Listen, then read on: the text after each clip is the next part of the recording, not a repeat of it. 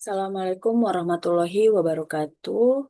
Perkenalkan, nama saya Erlinda Febri Hasibuan, NPM 2414125, mahasiswa Teknik Industri Universitas Riau Kepulauan Batam. Dengan dosen pengampunya yaitu Bapak Dr. Insinyur Abdullah Merjani STMT.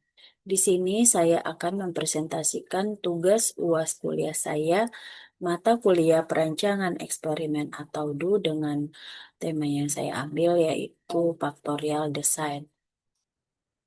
Latar belakang eksperimen. Dalam dunia industri dan penelitian ilmiah, pengendalian serta peningkatan kualitas proses menjadi faktor utama dalam mencapai efisiensi dan efektivitas.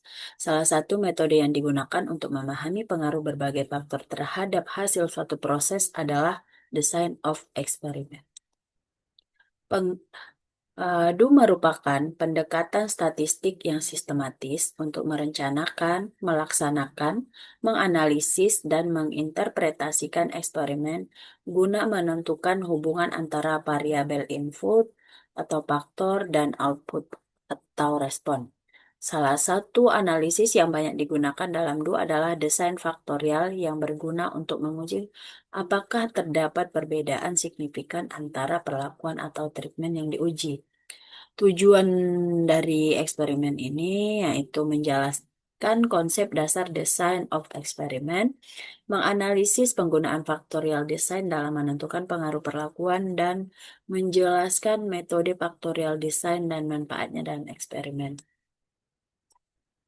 Di sini saya mencoba menyelesaikan soal tentang desain faktorial yaitu soal nomor 6.13, di mana soal tersebut seorang insinyur industri yang bekerja di perusahaan botol minuman tertarik pada pengaruh dua jenis botol 32 terhadap waktu pengiriman 12 kotak botol produk tersebut. Kedua jenis botol tersebut adalah kaca dan plastik. Dua pekerja ditugaskan untuk melakukan tugas memindahkan 40 kotak produk sejauh 50 kaki dengan truk tangan standar dan menumpuk kotak-kotak tersebut di atas meja panjang. 4 replikasi dengan desain faktorial 22 dilakukan dan waktu yang diamati tercantum dalam tabel berikut. Analisis data dan buatlah perkiraan waktu yang sesuai. Penyelesaian soal tersebut dengan metode material faktor desain pertama-tama memahami data dan rancangan eksperimen dari soal yang kita miliki, di mana faktor satunya yaitu botol tipe type dengan gelas dan plastik, di mana ada dua level. Kemudian faktornya ada dua, workernya 1 sama 2 dengan dua level. Replikasinya 4 kali untuk setiap kombinasi dan responnya waktu time-nya itu untuk menyelesaikan tugas. Ini adalah rancangan faktorial 2 pangkat 2 dengan 4 replikasi. Langkah yang kedua yaitu menyusun data dan memasukkan data. Pertama-tama masukkan data menggunakan Minitab, di mana uh, dibuka Minitab lalu masukkan data di atas ke dalam worksheet.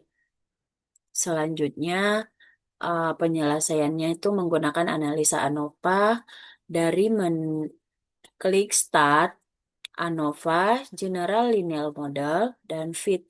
Kemudian klik Fit General Linear Model. Kemudian di responnya itu diisi time, di faktornya itu diisi botol type and worker, kemudian di faktornya itu diisi botol. Kemudian klik model, dan pastikan kedua faktor interaksinya itu bottle type and workernya itu terpilih. Kemudian klik OK. Selanjutnya penyelesaian menggunakan plot efek utama dan innova. Kemudian pertama-tama klik Start, kemudian pilih ANOVA, klik General Model, kemudian klik Factorial Plot. Pada pilih main effect plot dan interaction plot. Kemudian di faktornya itu diisi, pilih bottle tip dan worker, kemudian klik OK. maka akan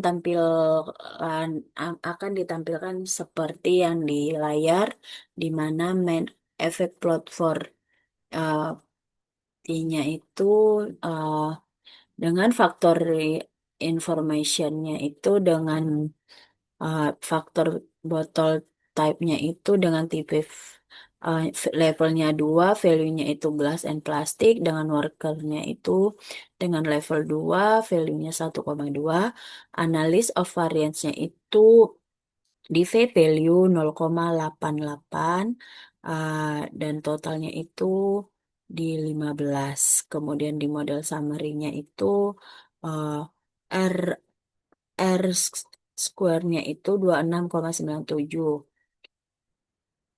Kemudian dianalisa residualnya. Dalam dialog general linear model, klik grab, kemudian pilih for in one atau residual float, kemudian juga cek residual versus fit-nya itu dan residual versus ordernya.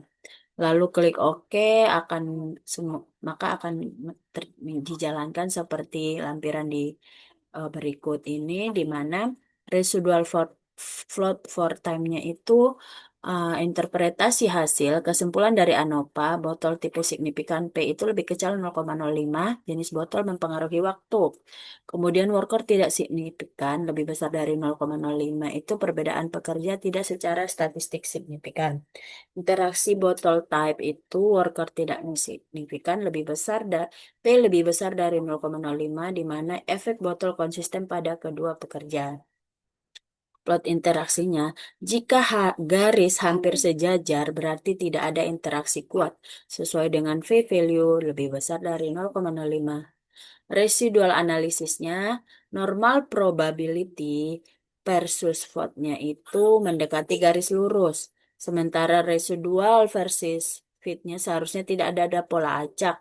Jika tidak ada pelanggaran asumsi, maka model cukup memadai. Ringkasan dari soal tersebut adalah gunakan botol plastik jika ingin waktu lebih cepat. Lihat rata-rata lebih kecil, workernya 2 sedikit lebih cepat tapi tidak signifikan. Kemudian model cukup memadai jika residual memenuhi asumsi normal. Terima kasih. Demikian yang dapat saya sampaikan. Semoga apa yang saya sampaikan dapat bermanfaat bagi kita semua. Assalamualaikum warahmatullahi wabarakatuh.